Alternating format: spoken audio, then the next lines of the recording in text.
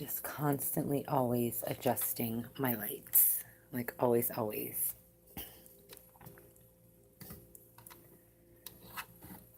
Trying to make sure there's not too much of a glare in my glasses. I know that can be annoying. It annoys me, so I know it annoys you.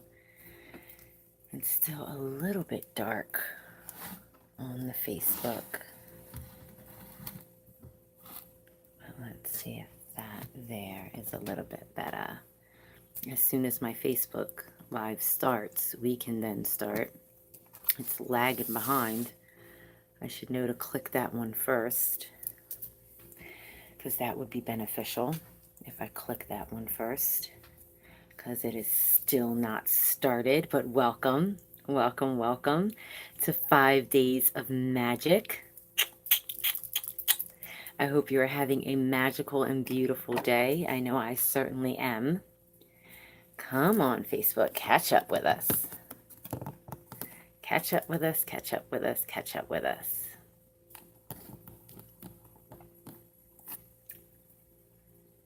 It still has not caught up with us. It still just says starting live video. Maybe if I move it, maybe that'll be better and catch the internet. Maybe a little bit. Let me move my Scullies.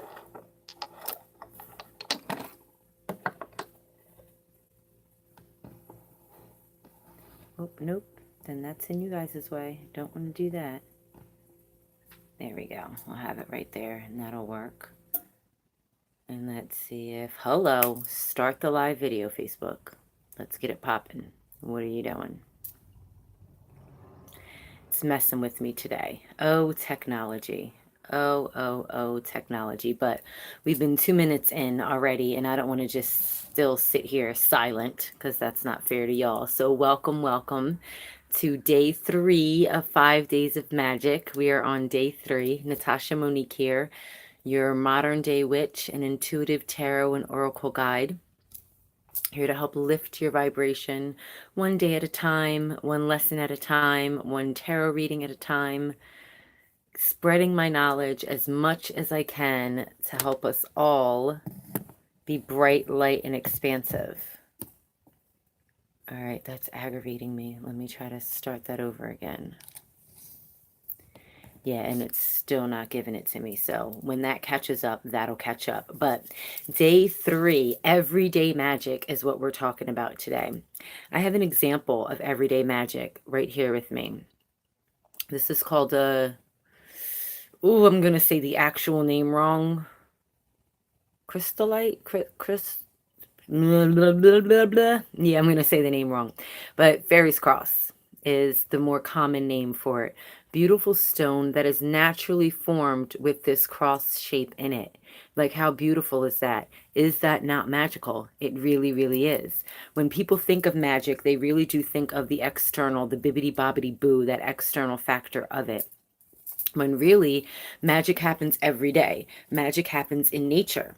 Okay, so let me give you examples of that. The first example I want to give is a woman creating life in her womb. Okay, when women get pregnant, we don't have a guide. We don't have a guide that says, hey, this is how you create a human being in your womb space. Like, we don't get that guide is lost upon us. We don't have a manual as to how to create a human being in our womb. Okay, we don't get that. However, we just magically know how to do that. We just magically know how to create a being within our womb space. That's magic. Think of a seed that you put into the soil, you give water, you expose it to the sun, and it sprouts into a plant that may be edible, or a flower that may just be fragrant and edible to bees and other types of insects. That's magic. It really is.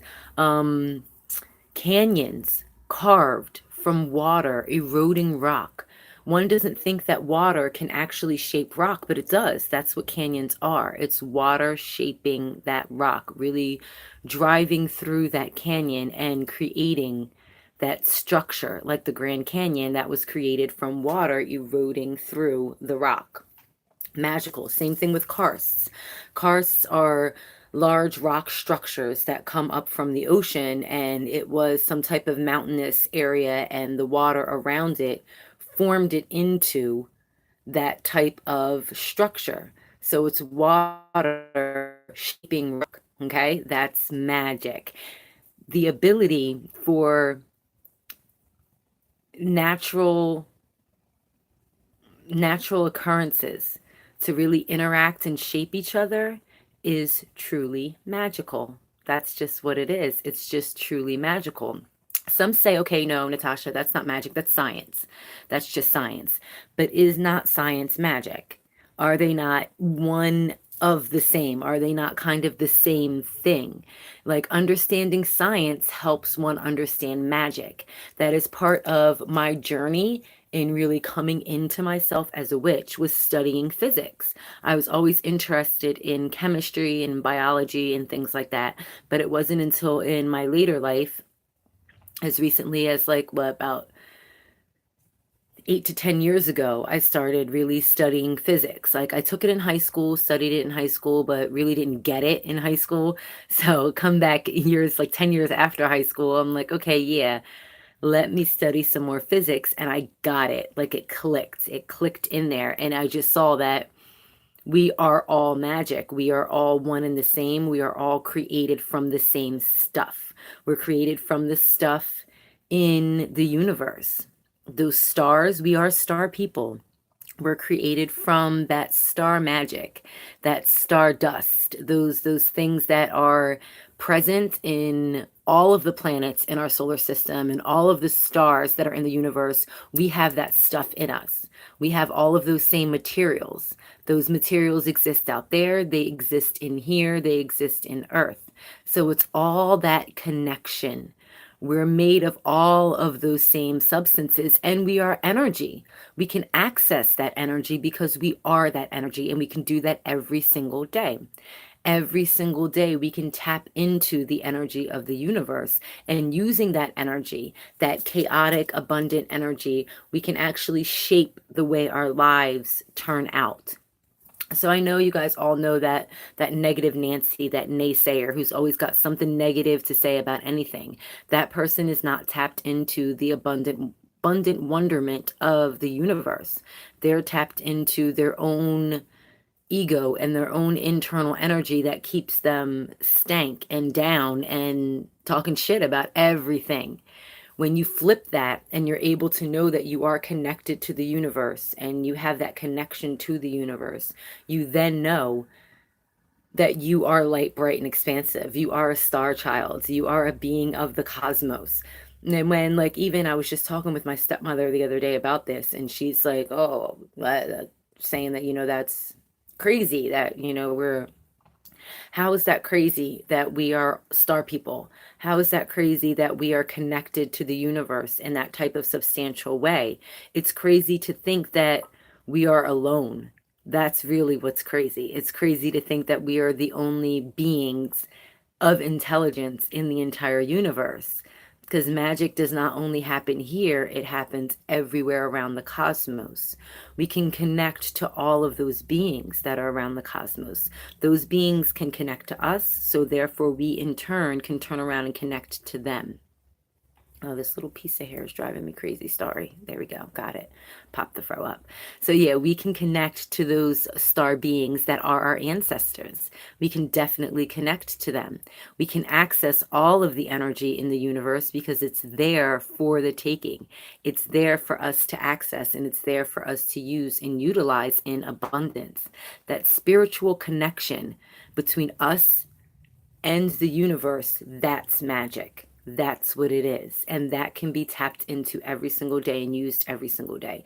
It's as simple as doing like a grounding exercise where you still your mind, still your body, and imagine there's beautiful silver white lines or roots or an anchor coming out of the soles of your feet, digging deep into the core of Mother Gaia, of Mother Earth, and just absorbing up her energy. When you walk on the surface of Earth, like walking in the grass or in the sand with your shoes off, barefoot, as humans are intended to be, we're not supposed to have shoes. That's one of those modern things that we think is bettering our life, but it's actually disconnecting us from earth. It facilitates that disconnection. So when you're doing that, you're not really, I mean, I know it's what, Natasha, we're not going to walk around with no shoes on, but once in a while you need to. There's actually negative ions in our body that as we stamp and walk on the earth absorbs them and just pulls those negative ions out of us. Is that not magic? It's science, but it's also energy healing and energy magic. So when witches perform spells and rituals, we are connecting our spirit, our energy to that of the universe for a desired outcome. It's really setting that intention, channeling that energy, and using that energy for a desired outcome. That's basically what it is. And you can use that every single day. It's not woo woo, it's not crazy, it's not off the charts to use that type of magic. When working with magic, there is really just one rule, and that's to harm none.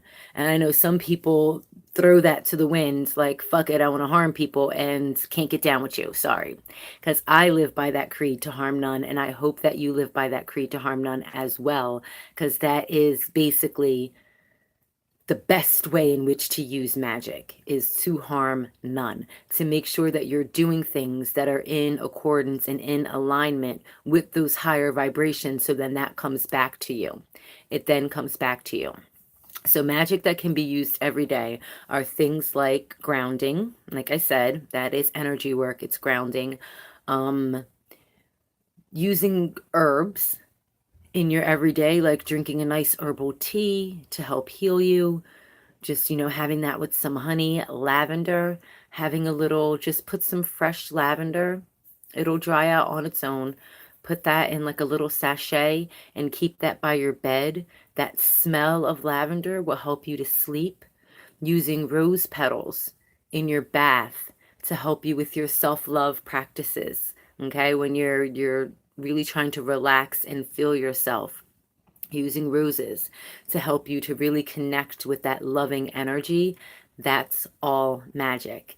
People think that magic is just so way far out there and it's woo woo and you need to be super in tuned and study for years to practice magic, and really you do not. You don't, because being a human being, we are all already magical. We already have that in us. So therefore, we can tap into it at any point in time. At any time, we can tap into that magical essence that is within ourselves. And think of people like Stephen Hawking, who his degenerative disease caused him to be in a wheelchair, and he can, I don't even know if he can move his little finger. I think that's all that he could do, rest his soul. But he was still able to author many books. His mind was still working, was still active. He was still teaching, giving lessons, teaching everyone of the things to do. Like, he was still doing that. So if he's able to do that from a wheelchair, why can't you create theories and magical things around you from your regular chair or from your standing position? Like, magic happens every day, and you can create magic every day. So I encourage you all to create magic every single day. Thank you so much for watching. Thank you so much for joining me. If you would like to learn more about how to be a modern witch in these modern times, how to use those ancient knowledge in the modern times, please do, in the comments, just shoot me your email address or email me at tarot.tosh.balance@gmail.com with your email address, and I will send you a link to the webinar that I'm having this Saturday at 7:30 p.m. Eastern Standard Time, which just takes all of these lessons that we're going through in these 5 days to a whole nother level. It takes it just to a deeper level so we can really dive into and see that practicality of our magic. So I hope to see you there. Peace, love, and blessings to all of you. I love you. Have a great day. Mwah, mwah, mwah.